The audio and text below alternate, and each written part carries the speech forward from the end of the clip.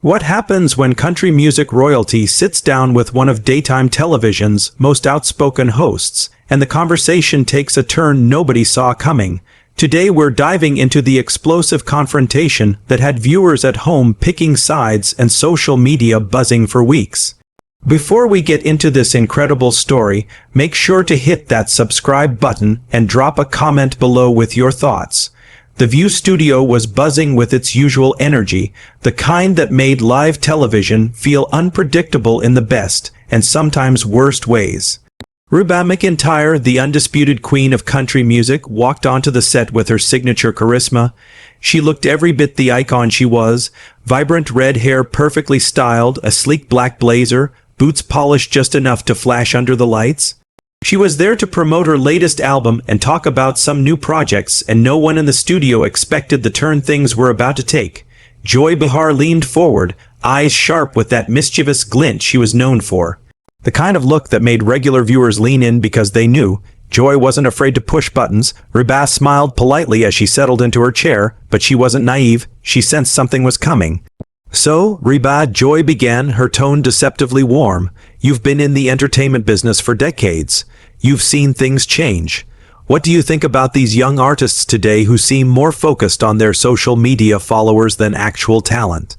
The audience reacted with a low ripple. Reba shifted only slightly, maintaining that Hollywood-trained poise. "Every generation finds its own way to connect," she replied calmly. "These young artists are talented. They're just using different tools than we did back in my day."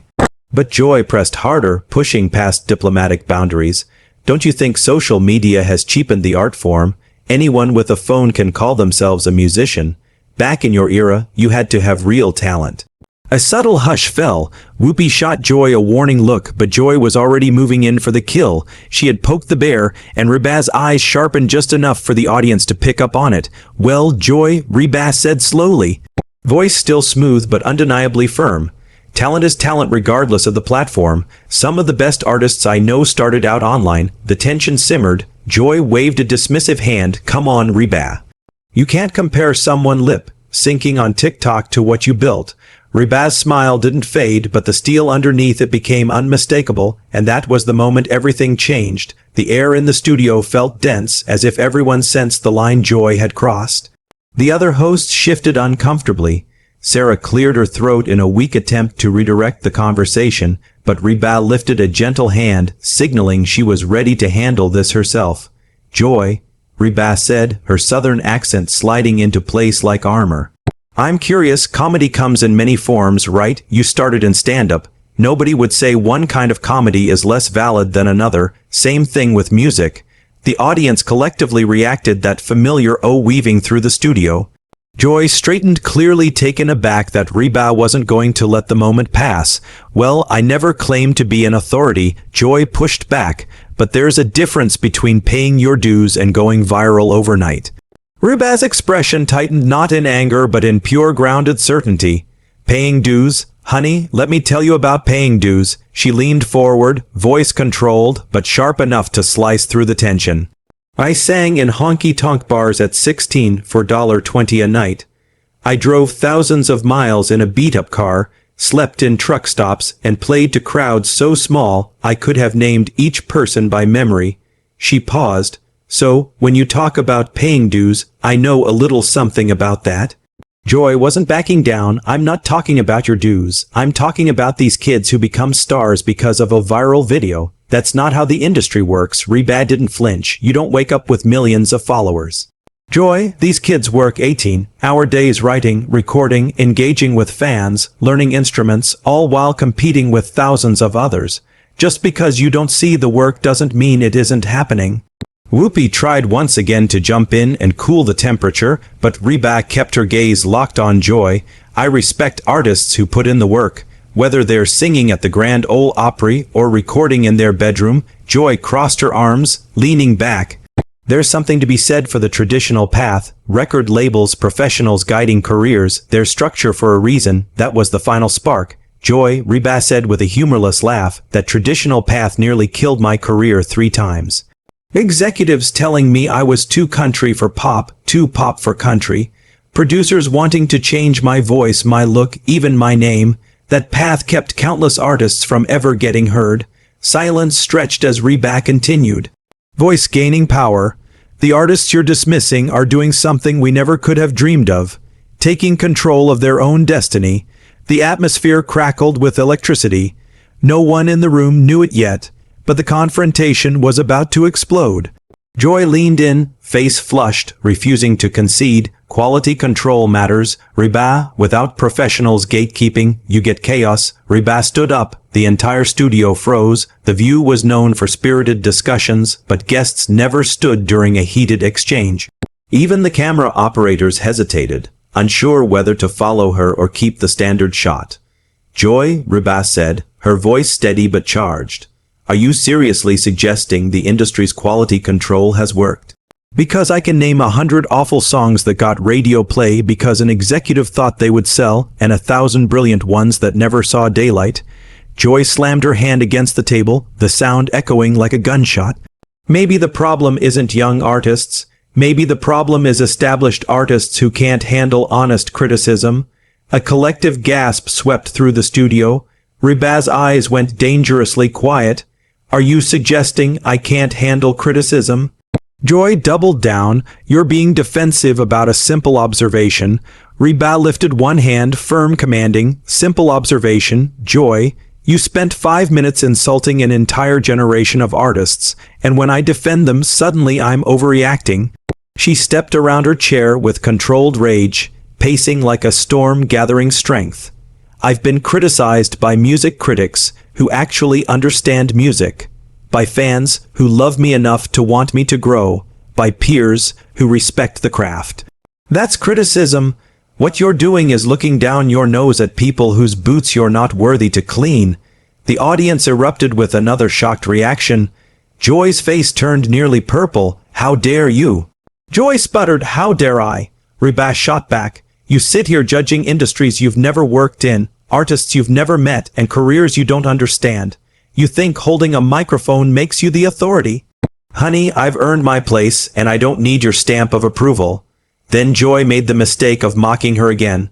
Oh, please, country music princess. Reba froze. The temperature in the studio plummeted.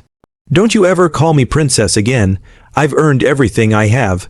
Joy pushed up from her seat to match. Reba, some of us fought real battles while you just sang pretty songs. A stunned silence. Reba inhaled slowly.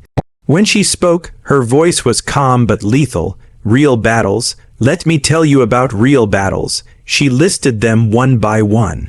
Heartbreak, career sabotage, gender bias, losing her band in a plane crash, rebuilding her life from ashes, raising her son alone, fighting executives who tried to erase her identity. The longer she spoke, the quieter Joy became. And for the first time, Joy looked like someone who realized she had gone far beyond the line. Reba's voice was quiet but unwavering, and you know what the hardest battle has been? People like you. People who think they know better than the artists who live this life every day. Joy opened her mouth, but nothing came out. Reba's words hit harder than anything Joy had expected, and for a moment she seemed unable to speak at all. The audience held their breath, unsure of what would happen next. When Joy finally found her voice, it was small, uncertain, far removed from the confident, confrontational tone she'd started with. You're right. The words seemed to surprise even her. Reba blinked, taken aback. Joy took a slow breath. You're right. She repeated louder this time. I came into this trying to take an easy jab, stir things up for the show, make some jokes at the expense of something I don't actually understand. I thought you'd laugh it off. The studio was so quiet the cameras could pick up the hum of the lights overhead. Even Whoopi stared at Joy with disbelief. Self-reflection wasn't Joy's usual brand. Joy continued, voice cracking just slightly. What I did wasn't criticism. It was disrespect toward you, toward young artists, toward people watching at home. She shook her head, and I'm sorry. Reba slowly sat down, the fire in her eyes softening. She didn't interrupt, she didn't gloat, she simply listened. Joy exhaled deeply. I spend so much time trying to speak truth to power that I forgot. Sometimes I am the power, sometimes I'm punching down, not up. And that's not who I want to be. The tension finally began to dissolve. Reba leaned forward. Joy, we all get heated, and trust me, I've had my moments. Maybe I could have stayed a little calmer too. Joy actually laughed, a real relieved laugh. Are you kidding? You were magnificent. I haven't been read that thoroughly since my mother scolded me for lying about doing homework. The audience laughed softly, releasing the pressure that had built up like a storm cloud. Joy looked at Reba again, but I meant what I said. Help me understand these young artists. Help me see what I'm missing. Reba smiled, the warmth returning fully. Oh, Joy, you're missing a whole world. There's a young girl, barely 20, writing songs that'll break your heart and heal you in the same breath. She built her entire fan base from her bedroom with nothing but a guitar and honesty and stories like hers. I could tell you 100. Joy listened, really listened for the first time, and just like that, the storm passed. But the moment they created that day would be talked about for weeks, making it more than just 15 minutes of fame. The clip went viral almost immediately, racking up millions of views across platforms like YouTube and TikTok. Fans praised Reba for her grace under fire and her defense of the next generation, while others commended Joy for a rare moment of humility and apology.